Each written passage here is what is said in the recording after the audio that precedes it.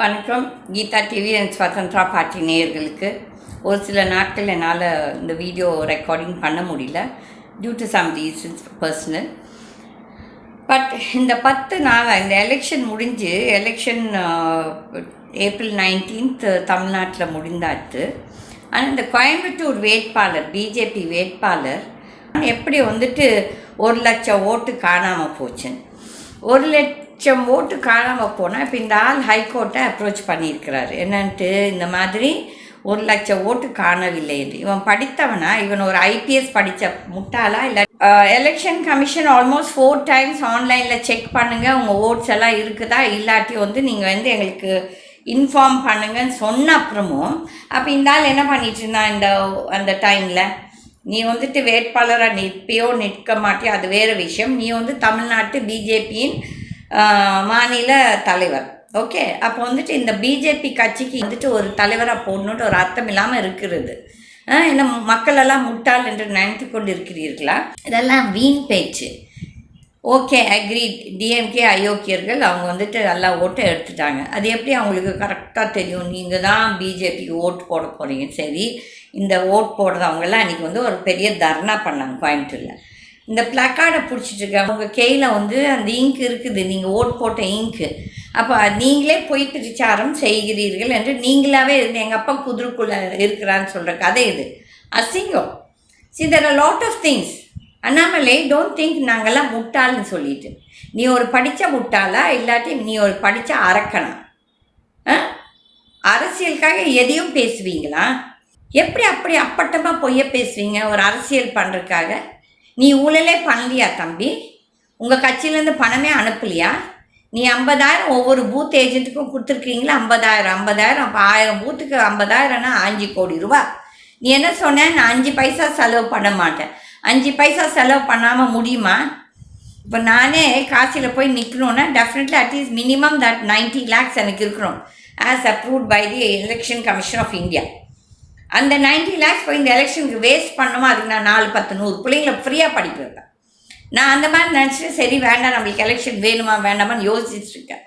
பொய் பேசுறியே. நீங்கள் செலவு பண்ணதெல்லாம் அப்படியே வானத்துலேருந்து வந்துடுச்சா பணம்? ஏன்னா நீ உன்னோட பாடி லாங்குவேஜ் ரவுடிசம் பண்ணிட்டு அராஜகமாக பேசுகிறேன்னு அங்கெல்லாம் பயந்து போன நினச்சிருக்கிறியா? திருப்பி அடிக்குமாப்பா உனக்கு இந்த வயசில் இவ்வளோ திமிர் இருந்துச்சுன்னா அப்போ நாங்களாம் எவ்வளோ திமிர் காட்டணும்? கேட்டால் 2 தகரப்பட்டியோடு வந்தால் 2 தகரப்பட்டிக்காரனுக்கு இவ்வளோ திமிர் இருந்தால் அப்போ people born with golden spoon எவ்வளோ திமிர் இருக்கணும்? Maintain your self respect. அது ஒன்று. ரெண்டாவது டிஎம்கேக்காரங்க நீங்கள் ஜெயிக்கிறோன்னு தான் வச்சுக்கோங்க. அதுக்காக மக்கள் உங்களை விரும்பி ஓட் போட்டாங்க மட்டும் நீங்கள் நினைக்காதீங்க. The negative vote for BJP is coming as a positive vote for you all. இதே தான் இந்த 3 எலெக்ஷன்லையும் ஆயிருக்கு. 2019 பார்லிமெண்ட், 2021 அசம்பிளி.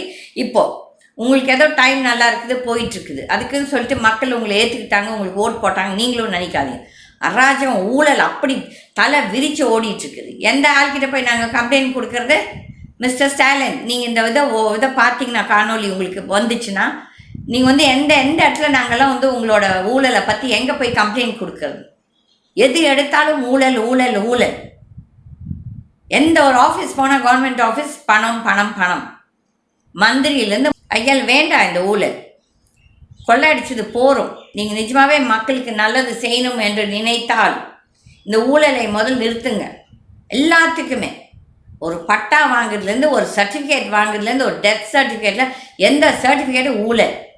ஆமாம், இந்த போலீஸு ஏன்னா ஆன்லைனில் எஃப்ஐஆர் போட்டுறேன்னு சொன்னால் இந்த கவர்மெண்ட்டு இந்த ஜுடிஷியரி இதெல்லாம் பார்த்துட்ருக்கானா? இல்லை, ஆன்லைனில் வராது எஃப்ஐஆர். அதை போட்டு அளவு வைப்பாங்க. யார் மேலே ஒரு பொய் எஃப்ஐஆரை போட்டுறது, அதுக்கப்புறம் அவங்க எஃப்ஐஆர் காப்பி கேட்டால் கொடுக்கறது இல்லை.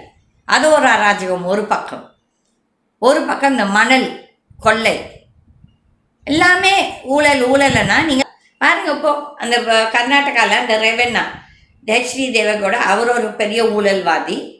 இவனுக்கெல்லாம் ஒரு சீட்டு, இவனோட இந்த ஸ்வச் பேசும் இந்த பெரிய பிரதம மந்திரி கையை குலுக்கிட்டு இருக்காரு. வெக்கமான சூடு சொன்ன ஒரு மனங்கட்டியும் இல்லை இவனுங்களுக்கெல்லாம். தருத்தரும் எங்கே இவனுங்களும் இந்த பவர் இந்த பதவியை வச்சு என்னடா நீங்களாம் பண்ண போகிறீங்க? நீங்களும் மண்ணுக்கு தான் போக போகிறீங்க, நாங்களும் மண்ணுக்கு தான் போக போகிறோம்.